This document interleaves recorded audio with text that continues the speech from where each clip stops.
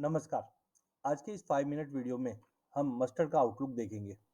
देखिए, जैसे उम्मीद थी मस्टर्ड के अंदर इस बार बम्पर क्रॉप आएगी, उसको देखते हुए हम अक्टूबर मंथ से ही प्राइजेस के अंदर जबरदस्त गिरावट का माहौल देख रहे थे।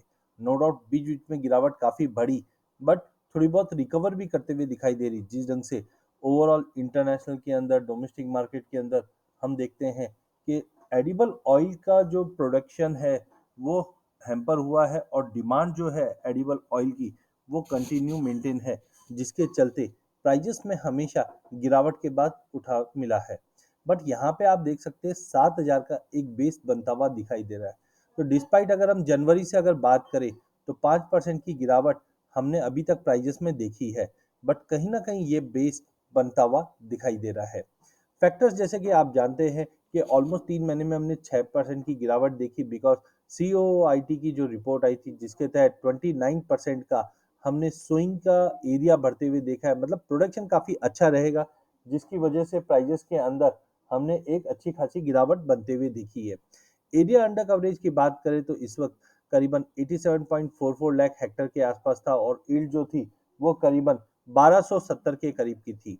मस्टर्ड के प्रोडक्शन अगर हम ओवरऑल बात करें तो इंडिया में काफ़ी अच्छा हुआ है पिछले सालों के मुकाबले, जहाँ पे यूपी के अंदर करीबन जो 13.5 लाख टन के आसपास का प्रोजेक्टेड था वो अब बढ़कर 15 लाख टन के आसपास है। एमपी के अंदर भी बढ़ा है जो करीबन 12.5 लाख टन के आसपास है।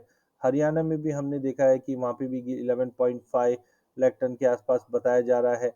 गुजरात में भी बढ़ा। तो कहने का मतलब है ओवरऑल सभी जगह पे प्रोडक्शन बढ़ा है जिस ढंग से हमने उम्मीद की थी, लेकिन भाव में उतनी बड़ी गिरावट नहीं आई जितनी एक्सपेक्टेड थी, बिकॉज कहीं ना कहीं इंटरनेशनल में जो सनफ्लावर ऑयल के भाव बढ़े हैं या पाम ऑयल के भाव बढ़े हुए हैं, जिसके चलते हमने सभी तेलों के अंदर कहीं ना कहीं एक सपोर्ट बनते हुए देखा है। नो डाउट जिस ढंग से यूक्रेन लड़ाई के चलते उम्मीद है कि सनफ्लावर ऑयल की जो सप्लाई है वो कंटिन्यू डिस्टर्ब रहेगी, जिसके चलते जून तक तो एटलीस्ट ऐसा कोई रिलीफ ज़्यादा नहीं लग रहा है। नो डाउट इंडिया में इस बार प्रोडक्शन अच्छा था जिसकी वजह से प्राइजेस बढ़े नहीं है, बट कहीं ना कहीं हमें लगता है कि प्राइजेस के अंदर कहीं ना कहीं एक बेस बन चुका है। अगर हम ये बैलेंस शीट की अगर बात करें तो बैलेंस शीट के अंदर आप देख सकते हैं जो बिगनिंग ऑफ द स्टॉक है वो रिकॉर्ड हाई पे पहुंच चुका है।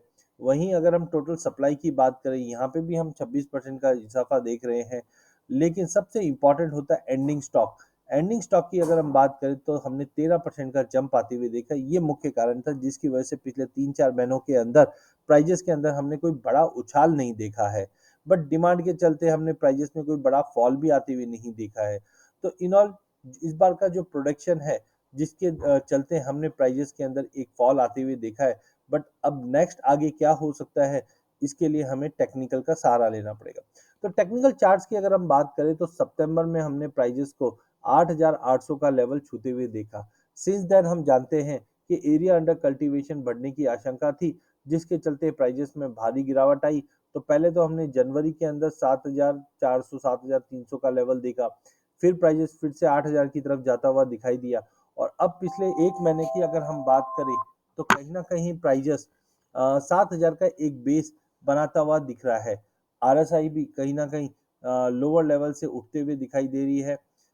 एसटीसी भी हमें लगता है कि अब पॉजिटिव में आ चुका है। तो ये एक अच्छा पॉइंट है, यहाँ पे हमें एक्यूमुलेट करके चलना चाहिए।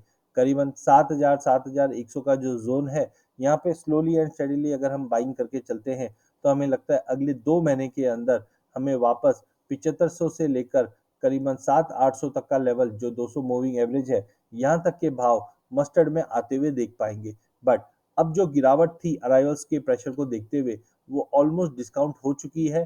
प्राइजेस में कहीं पे भी 7,000 के नीचे जाते हुए ऐसे सीन दिख नहीं रहे। 6,700 का एक बेस हम बनाकर चल सकते हैं। जब तक 6,700 के ऊपर मेंटेन है, ट्रेंड पॉजिटिव रहेगा। हाँ, एक चीज ध्यान रखिए, ग्लोबल मार्केट में ऑयल सीड के भाव जबरदस्त तेज होने के चलते अगले साल की जो स्विंग है ग्लोबल मार्केट के अंदर, चाहे सोयाबीन हो चाहे मस्टर्ड हो, सभी में बम्पर स्विंग होनी है। तो हमें लगता है जून जुलाई के बाद जो प्राइजेस के अंदर गिरावट रहेगी वो लंबी गिरावट रहेगी। सीजनलिटी के हिसाब से भी अगस्त सितंबर सॉरी अप्रैल मई जून में हमेशा तेजी रहती है।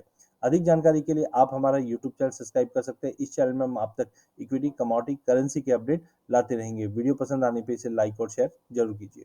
धन्यवाद।